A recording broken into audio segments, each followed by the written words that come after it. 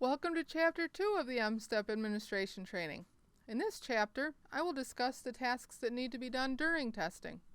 My name is Phoebe Gose. I am the M-STEP Test Administration and Reporting Consultant for the MDE. First, I will discuss how to get started with the test administration, and then we'll dive into tasks done during test administration. I will also spend some time going over common problems that come up during testing and how you should address them, and end with resources that are available to you and how to find them. The test directions documents have been updated for the Spring 2020 administration. They're now called the Test Administrator's Directions and Manual, and this change was made because we have added all of the test administration policy information that test administrators need to know into these documents. They have the calculator and scratch paper policies, information about sports and accommodations, handling of secure materials, and all of the things that test administrators used to have to go to the TAM to find. So, rather than have sections of the TAM that test administrators need to read, now test administrators read only the test administrator's directions and manuals documents.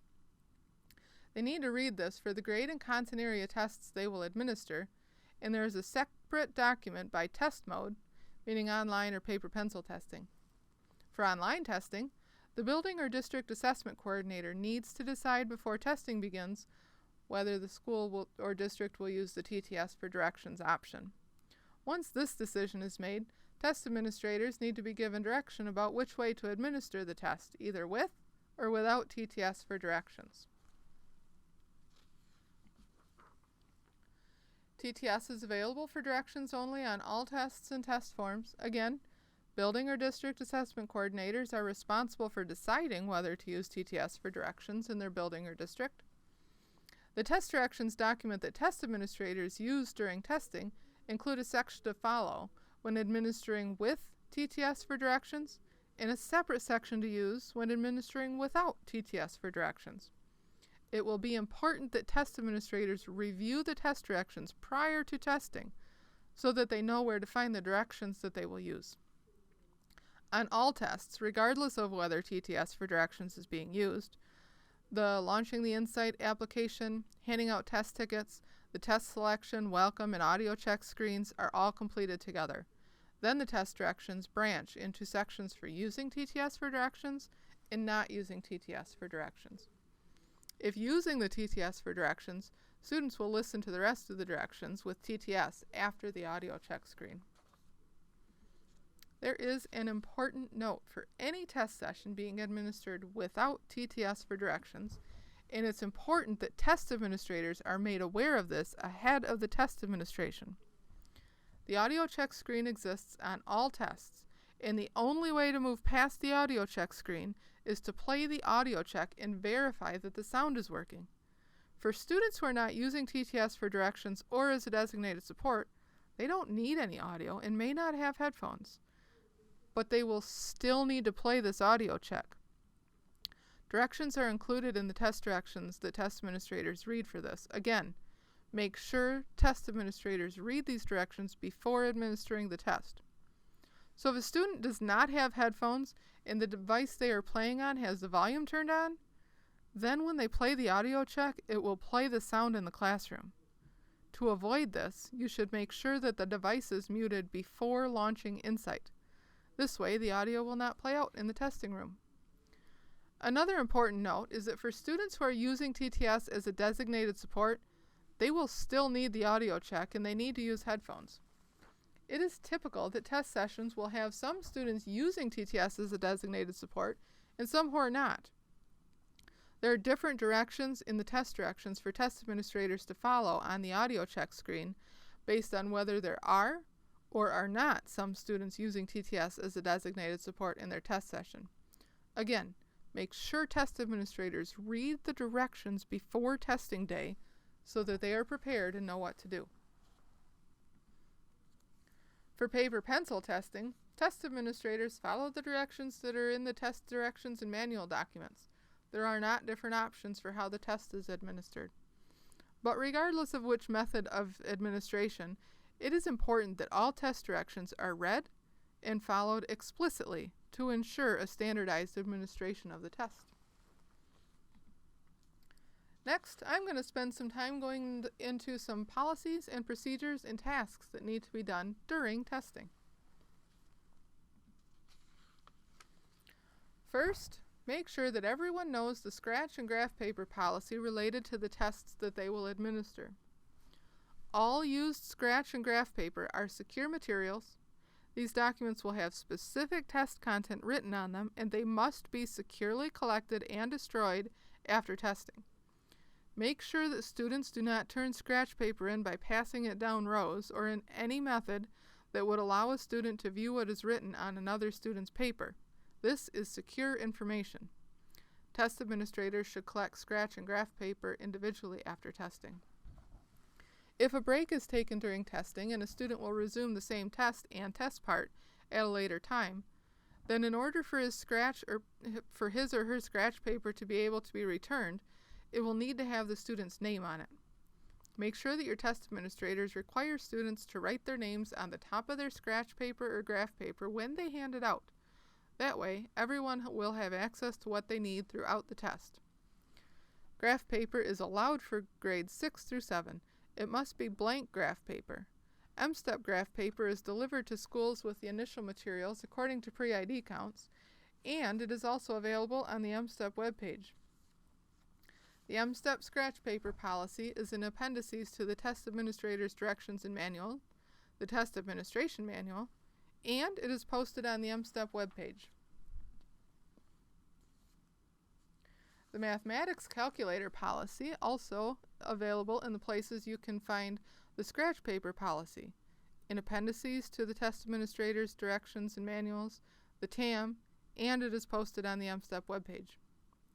Calculators are not allowed for any student on any part of the mathematics assessment, online or paper pencil, in grades 3, 4, and 5. Even if it is an accommodation, it isn't allowed. The use of a calculator changes the construct of the test, or what is being measured, and any use of a calculator at these grades is misadministration and will result in test invalidation. In grades 6 and 7, calculators are allowed on certain parts of the test. In the online administration, for grades 6 and 7, calculators are embedded into the assessment on the items for which calculators are allowed. Items that do not allow the use of a calculator do not have the calculator tool available. Any use of a handheld calculator on the online assessment may be done only as an accommodation that is documented in a student's IEP or 504 plan, again for grades 6 and 7 only. If you have students who have the accommodation to use a handheld calculator on the online assessment, then it's the responsibility of the test administrator to make sure that the student only has access to the items that have the calculator available on the item. For paper pencil testing in grade 6, basic calculators are allowed on part 2 only, and in grade 7, scientific calculators are allowed on part 2 only. Any programmable calculator used must be set to test mode during the assessment. Make sure you review these policies, the scratch paper and calculator policies, with test administrators and proctors before testing begins. It is important that test administrators actively monitor testing. This will help reduce the potential for any testing irregularities, and it will ensure that all students are provided a quiet and orderly environment for testing. Active monitoring of a test session looks like a test administrator who is moving through the room unobtrusively observing students while testing. The test administrator should maintain a view of all students at all times, and all of his or her attention should remain on testing at all times throughout the testing session. It is also important that test administrators and proctors avoid doing anything that could distract a student from testing. Things like talking to other staff members, even if the conversation is work or testing related, this needs to be avoided. Reading books or newspapers should absolutely be avoided because attention must remain on testing at all times. Eating, working on computers or a phone, grading papers are all potentially distracting to the testing environment and should be avoided. Some schools use video surveillance cameras in rooms that are used for testing.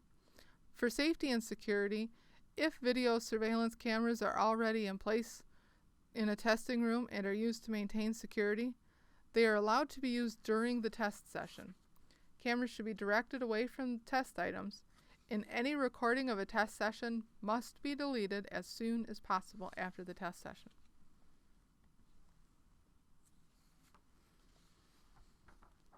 The Assessment Integrity Guide has been updated for the 2020 administration. Be sure to review the entire document for all updates. I'm going to highlight a few important topics here, but it is required that assessment coordinators read the entire document before test administration.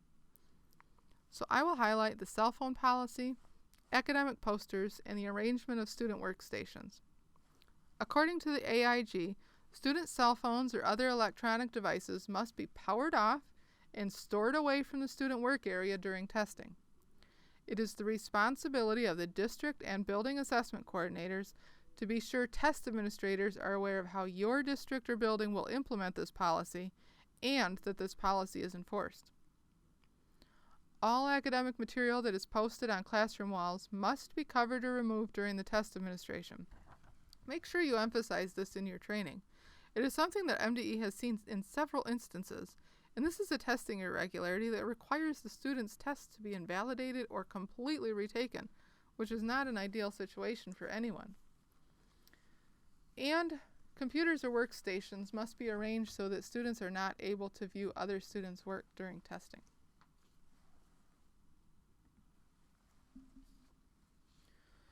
When you are logged in, you can monitor test completion in the DRC Insight portal on the student status screen by grade and by content.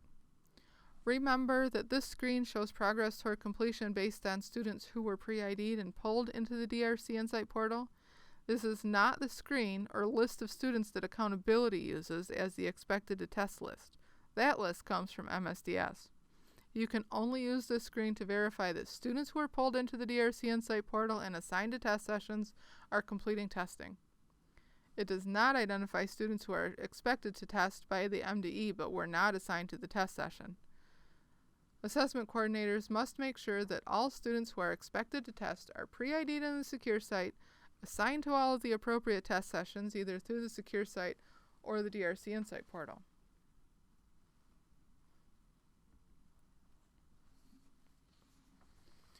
When ending a test session for an online administration, all test tickets, test rosters, scratch paper, and graph paper if used, must be collected and to be securely destroyed.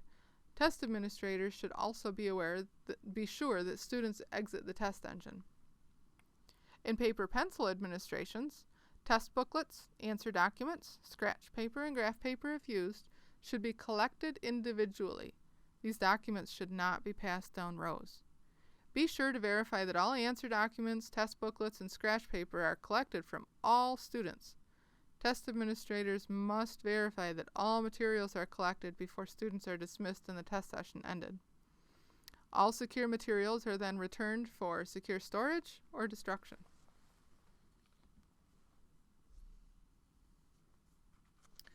Materials need to be collected after the test administrations for both online and paper-pencil administrations. Be sure that signed security compliance forms are collected from all staff involved in test administration. Also, final copies of testing schedules must be completed and collected, and these should be kept for 3 years after the test administration. For paper-pencil administrations, all test booklets and answer documents must be collected. Any used answer document must have the correct barcode label affixed, and any accommodations used need to be filled in on the answer document. Also, be sure the student information is completed and matches the information on the barcode label, in the event the barcode label becomes damaged or falls off the document. The test administration manual includes detailed instructions for materials returned. Things come up during testing.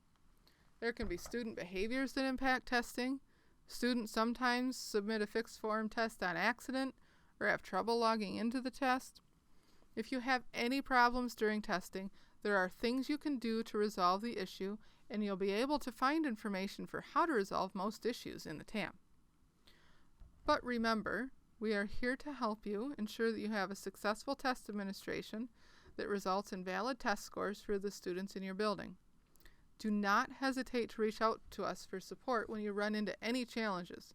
Most of the time, we can help you get things back on track with minimal impact to testing.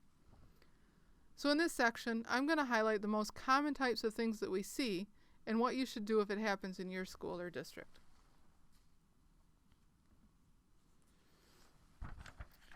Perhaps the most common problem that happens in the online administration is a student submitting a test before completing it.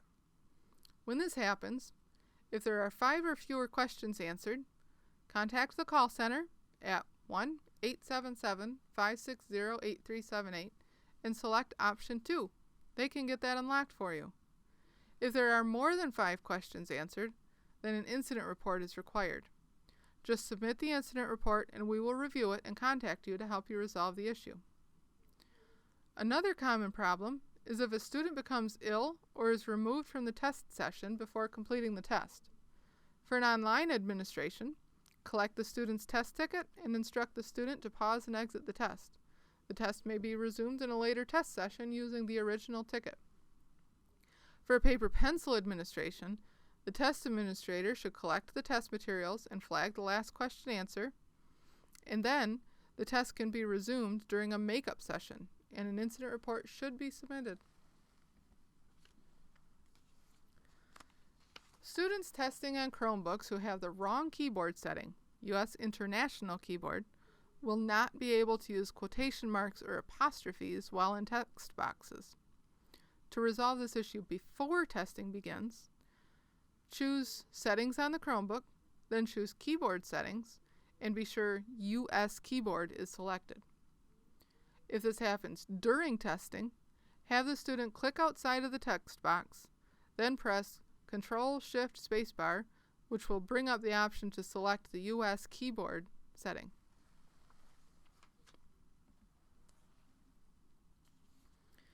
In the online administration, there may be an issue with insight disconnections or other technical errors. This can be due to a local connectivity issue or a network issue, or it may be an issue that needs to be resolved with DRC. So the first step in any situation of a technical issue while testing online is to contact your local technology coordinator. If the technology coordinator cannot resolve the problem, then they should contact DRC customer support. Submit an incident report if the problem cannot be solved by the technology coordinator or DRC's customer support. We have folks available who can help you figure out what's happening and work with you so that you can resume testing.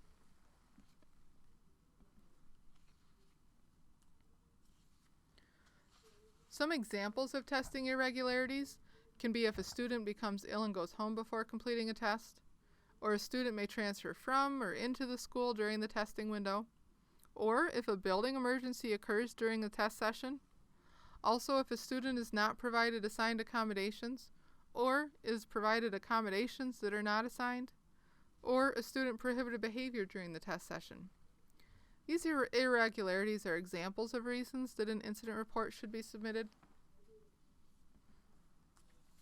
We've made some updates to the incident reporting requirements for spring 2020.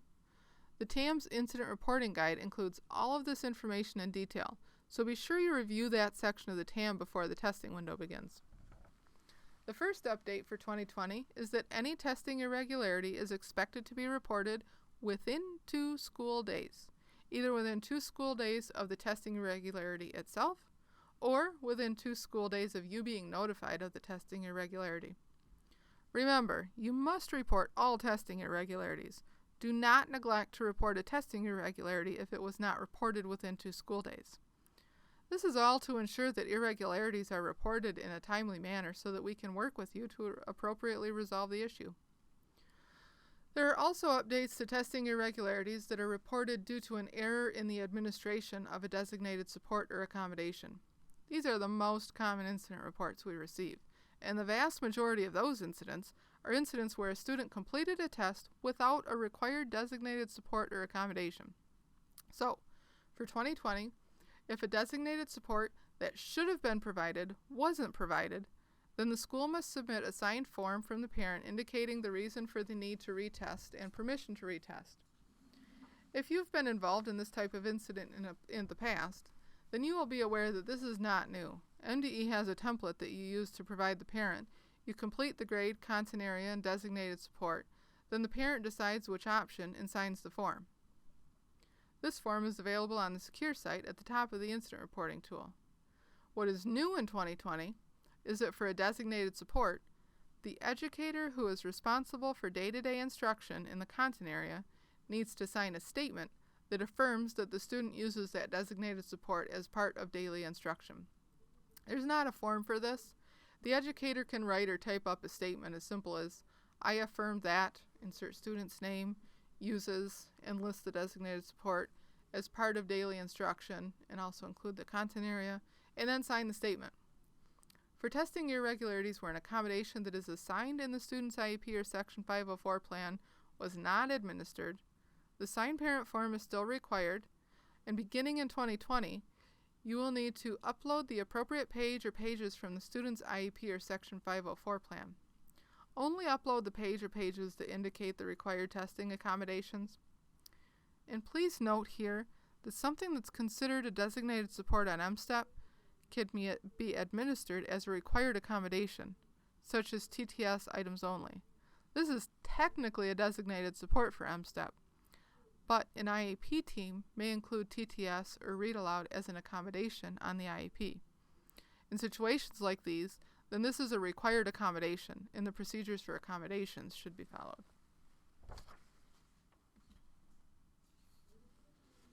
Also updated, based on research and feedback from the field, there are going to be 3 new instances where, if reported on the day that it happens, we will be able to regenerate tests in situations where we have not previously offered this option. First, if a student becomes ill and goes home on test day, this is for those situations where a student sits to complete an entire test, and then you find out or figure out later that the student was ill enough to have gone home sick that day. Again, the incident report must be reported by 11:59 p.m. on the day it occurs. The second instance is when a student begins a test and submits it in fewer than 15 minutes in the test. This is for students who start and end the test on the same test day in less than 15 minutes. This will not apply to a student who signs into a test on one day, spends 5 minutes testing, then logs in on a second day and spends 5 minutes testing, and then submits the test. This applies only to students who sit down all in one day for fewer than 15 minutes and submit the test on that day. Again, you must submit the incident report on the day the irregularity occurred. The last instance is if you have a student who has prescribed medication but does not take the medication on test day. Again, it must be submitted on the day of the irregularity. There's required documentation, but before I get into that, know that you can submit the incident report without this documentation so that it is submitted on the same day, and then gather the documentation after the incident is reported. You just have to get the incident submitted on the same day. We can help you with getting the documentation in a timely manner, but only if you submit the incident on the day the irregularity occurred. So, for all these situations, you need documentation that the parent is providing permission to take the test again. This is required in any instance of a regeneration. Next, you need to submit verification of the incident. For students who become ill, this should typically be an attendance record indicating the student went home ill. For students who didn't take their medication, a statement from a teacher, staff member, or parent who has reason to know whether the student took their medication is sufficient. And for students who spend fewer than 15 minutes testing, NDE can verify through the DRC Insight portal once the test has been submitted. NDE can only see the time spent testing after the test has been submitted.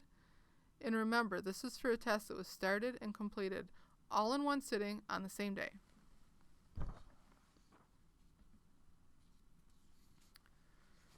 Incident reports are submitted through the secure site.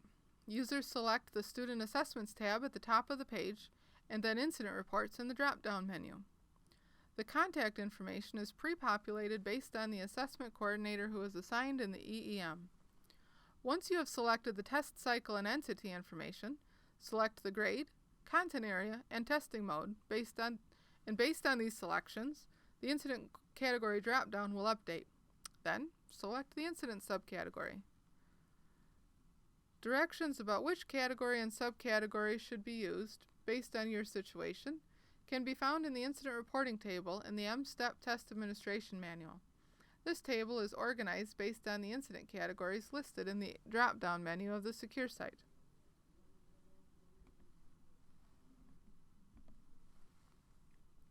After you've selected the category and subcategory, you can select your requested action. Depending on the incident category and subcategory that you've selected, student names may be required. Student names that are populated are based on students who are pre-identified for testing. Then, a description of the incident is included. Once you've included all of the information about your testing irregularity, be sure to select Save and Submit for your incident report. If you do not submit the incident report, MDE cannot respond to your incident. Wanted to include this slide about the Read by Grade 3 legislation just to make sure everyone is aware of this important information.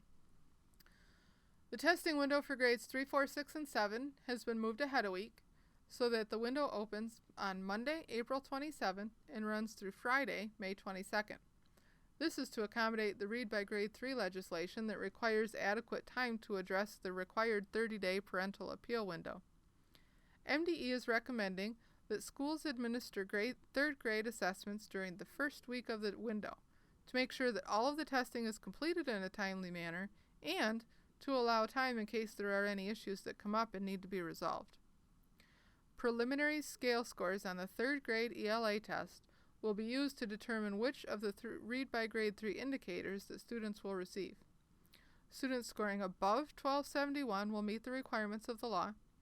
Students scoring between 1253 and 1271 will have an indicator that means they are eligible for promotion to 4th grade, but will need support to be successful. And students scoring below 1253 will be eligible for retention. Per the legislation, letters will be sent by CEPI directly to parents of students who fall into the eligible for retention category. Schools are able to view student preliminary scores within 48 hours of the student submitting the test, and usually by the next day.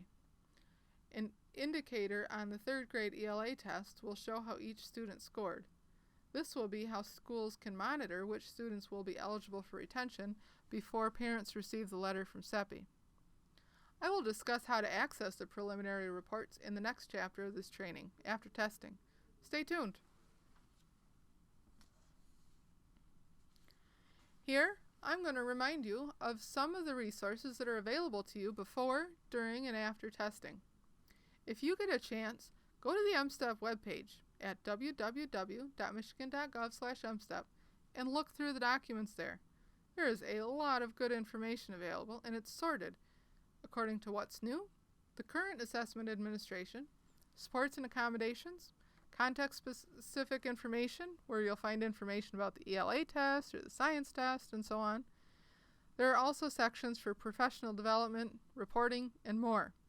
So it's organized into the topic of information that you might be looking for. Take a look when you get a chance. There's a lot of information out there. The Test Administration Manual includes all of the test administration policies, procedures, supports and accommodations information, materials management requirements, and more. Make sure you read this document so that you are prepared for anything that may come up during testing. There are also checklists you can use to make sure you're getting everything done, and they're sorted into before testing checklist, during testing checklist, and after testing checklist. The TAM also includes detailed directions for reporting any testing irregularities in the Incident Reporting Guide. Make sure you're familiar with this because it'll help you if anything comes up during testing. Remember to make sure to visit the MSTEP webpage at www.michigan.gov/MSTEP for more resources. I'm just highlighting a few of the important things that are out there for you now. The updated Assessment Integrity Guide is available. The AIG contains important information about test security and mandatory assessment administration guidelines for all Michigan State assessments. The new Assessment Coordinator Training Guide provides training on each task to be done for administering Michigan State assessments. It's organized into before, during, and after testing. We've got our brand new Excel spreadsheet of important dates that lets you filter based on assessment, date, task, test mode, or pretty much anything else you can think of. Take a look at this. We're pretty excited about it. But if Excel isn't your forte, the PDF version of important dates is still available too. The approved Insight Tools poster is also available on the MSTEP webpage. This is the only allowed poster that schools can post in the classroom during testing to cue students on the use of the tools in the online assessment. Some schools like to use this as a reminder for students during testing. If so, just remember it can be posted, but not at each student's desk or workstation. There's a lot more. Take a look for yourself. Again, at www.michigan.gov/mstep. Make sure you're signed up for the Spotlight. This is the place to go to find out important information about assessment and accountability throughout the year. It comes out every Thursday afternoon. If you aren't already signed up, go to the MSTEP webpage, www.michigan.gov/mstep. Scroll down till you see the Spotlight logo, click on it, and you can sign up there. Thanks for joining me for the second chapter of the 2020 MSTEP Administration Training. Our contact information is available here. If you have any questions, send an email to mde-oeaa@michigan.gov, or you can call 877-560-8378 and follow the prompts. Also, if you have ideas, suggestions, or ways that you manage your test administration tasks that you think other schools might find helpful, send us an email. We include those in Spotlight articles, and all of the helpful hints that you see in the TAM came from tips from folks in the field. Let us know what's working for you. There will be another chapter of this training to cover what needs to be done after testing. Make sure you watch the Spotlight for when that's available. Thanks for watching.